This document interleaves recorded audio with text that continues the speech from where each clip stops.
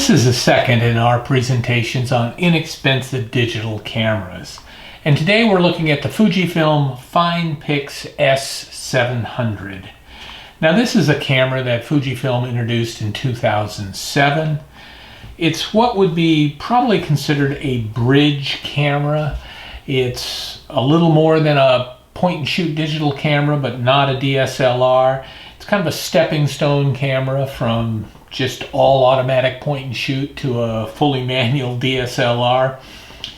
And this camera has 7.1 megapixels, and it's part of the S series that Fujifilm produced.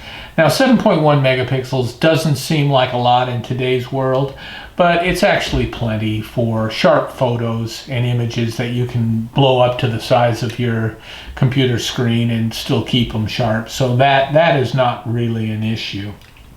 The camera is all plastic, but it is actually pretty heavy for a camera this size.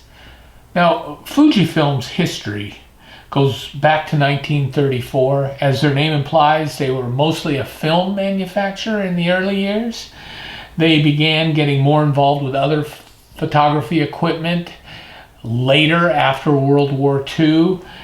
They sold printers, cameras, and eventually they landed in the United States and purchased a fair amount of the Xerox Corporation, and now I think they're the owner of the Xerox Corporation. So they've continued to grow, and they're heavily involved in innovative digital photography. And so we're going to look at this camera. It's an easy camera to use. It's got lots of settings, from all automatic to different scene settings, macro settings, all with just a turn of a dial, so it's pretty intuitive to use. It's got toggle switches that on the back, a toggle switch that you can go from setting to setting pretty quickly with the flash.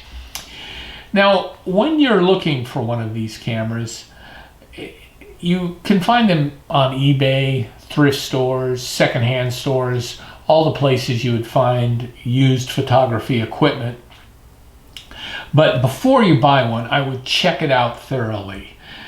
The reason I say this is because the rotating knob can get loose or not function correctly. The toggle switch cannot engage. You can press down on some of them and it won't do anything.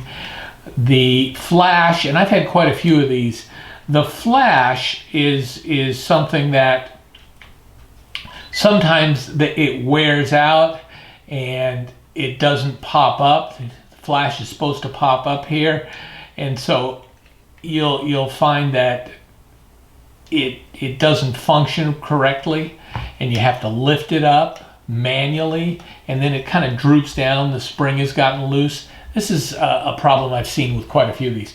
Now the flash still works, you just need to prop it up a little. And so be aware of that when you're looking for these cameras. Now, these cameras operate on standard AA batteries. And so my advice would be to take along AA batteries and insert them into the camera, test it out, see if all the toggle switches and rotating dials work. Check out the flash. As I said, the flash is something maybe you can work with, but it's something to be aware of. So what we're going to do with this camera is take some pictures with it, see how it performs, maybe take some video to see how that functions, and then look at the images and see if it's worth the money you would have to spend for this. You're going to be able to get this camera probably for under $30. As I said, it's best to look at them. If you're buying it online, I would make sure that your seller has a return policy in case they send you one that does not function correctly. You should be able to get one for under $30. So very reasonably priced. We're going to see how it performs for that and if it's worth that. So stay tuned. We're looking at the Fujifilm FinePix S700. The Fujifilm FinePix S700 was released in 2007, so now it's about 15 years old. Now this 7 megapixel camera was considered cutting edge and the top of its class when it was released. It has a pretty good 2.5-inch screen that's starting to look a little dated, but it is still acceptable. It does have an electronic viewfinder, but the viewfinder is a little difficult to use, and it's not too sharp. Viewfinders have come a long ways since this camera was released. It has a 10x optical zoom, which is a 38 to 380 millimeter equivalent if you were using a 35 millimeter camera. You give up a little speed with the lens when it's at its full length, as it's only got a f3.5 aperture. So you'll need the flash a little more often than you think. The macro and super macro features available with a touch of a button will let you focus down to within about 1.5 inches. The camera also has a low light setting that allows the user to push ISO levels up to 1600. It does get a little grainy at the 1600 ISO setting. If you do want to get creative, the S700 offers program, aperture, shutter priority, and manual modes.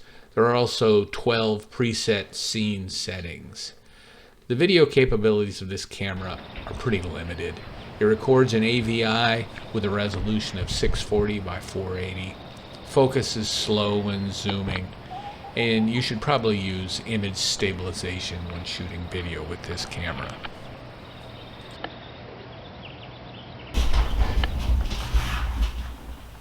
We've had the opportunity to test out the Fujifilm FinePix S700, and I find this an easy camera to use.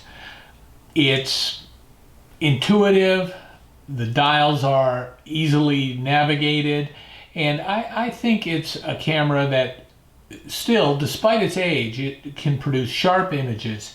As I said, the 7.1 megapixels is enough. You can take images that can fill your computer screen and still stay sharp. And it's a well-built camera, but as we noted in the intro, when shopping for these cameras, I would take along batteries so I could test it out. The rotating dial and the toggle switch can become worn and, as I said, not function correctly. We noted the issue with the flash not popping up, so I would take along batteries to make sure that the camera was fully functional before purchasing. Or if you're buying online, make sure your seller has a return policy. Now the video on this camera may be a little clunky, but that's probably more a function of its age, as this camera is approaching 15 years old. But for the price that you can get this camera, the $30 to $40 you'll have to spend to get this camera, it produces great results, and I think it's a fantastic buy. Thanks for watching.